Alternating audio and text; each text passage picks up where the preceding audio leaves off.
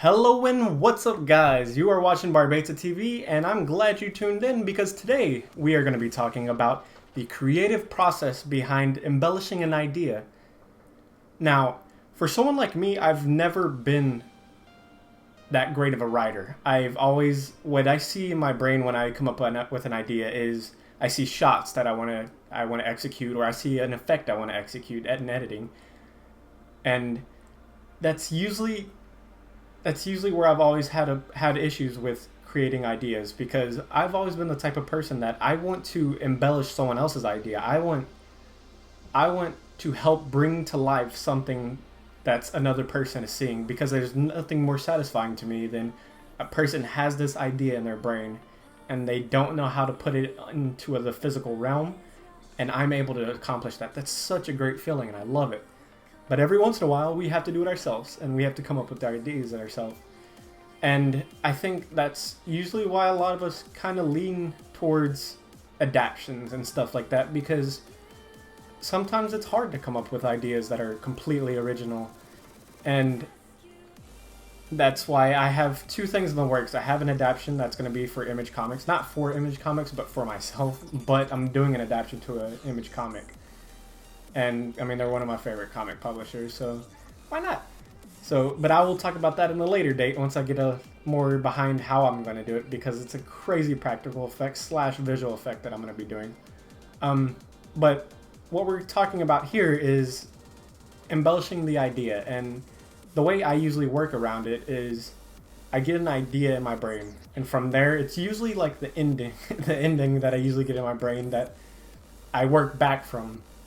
And then I have some cool ideas that I've been wanting to try, and I'll throw that in there too. So it's never just like, bam, I have that idea in my head. But what it is I have something I want to try. Can I create a story around it? And that's usually how people that want to be cinematographers kind of think. I mean, there are tons of people out there, so I don't know for sure. But I do know my close friends that are like that. And so, step one, come up with an idea or a visual effect that you want to put to the test.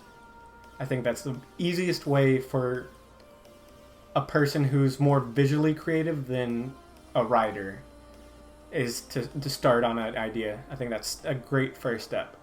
Step two, try to have an idea. From that idea, work backwards and try to see how you can incorporate a story into it. Like start brainstorming, and one of my favorite ways of brainstorming, which there has been tons of ways people say to do, but I like to just lay on my bed or sit on a couch or just do something that doesn't involve a lot of brain power and just think. Just sit there and think. And I remember Film Right talking about it in one of their earlier episodes where they say that there's a director that calls it couch time. And it really does work. Like, most of my ideas come to me when I'm laying down for bed and I just can't go to sleep because I'm an insomniac. I really can't sleep. So I just lay there and think and think and think. And that's probably why I'm an insomniac, is because I love film so much that my brain always runs wild with ideas and it just doesn't shut off and I can't. But step two, I think that's a good step two. Try to find a way to incorporate it into a story by brainstorming. You can write it down, do the bubbles and like attach it and like that. Step three, I think the next step you should come up with is try to come up with a character or an idea of a character that you want to have as the main or the main antagonist or something to play with the idea. What I usually do is I have my set actors that I usually like to use, and I usually keep them in mind for it and try to picture them doing it and what I see following. This is probably a really silly way of explaining of how to come up with the idea, but this is my process and hopefully it helps you. I usually use, I know quite a few actors, but I usually, like, for smaller skits that I've done, I like to use family. Like, my family is I feel like my family has a great talent. I mean, everybody thinks they do, but my family has I have people in my family that have been a part of the film industry, and so they kind of have an idea of what I'm trying to ask of them, and they're usually I don't feel as bad for wasting their time when something doesn't work out, I guess. But try to have somebody in mind and picture them going through that and what story can come out of it. Step 4. Now, step 4, this is the second to last step, I think it should be. I haven't really written any of this down. This is kind of off the top of my head, and this is my process. So I really don't feel like I have to write down the steps for me, but they will be on the screen. But step 4, I feel like after you create your character, you can start to have an idea of the negative energy of the film, or like what opposing force, what antagonist do you want to your main character or your story? What force do you want in the story to have such a pivotal turning force on the film? I don't know how many times I just said force, but oh well. And I think the last step number 5. Step number 5 is write it down. Actually sit down and start writing the script or the screenplay, whatever you want to call it.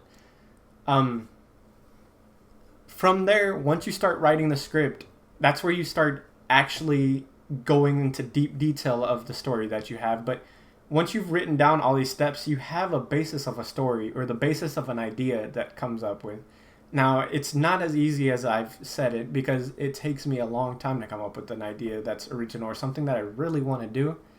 But once you get that initial thing, I feel like it helps tremendously to go through these steps.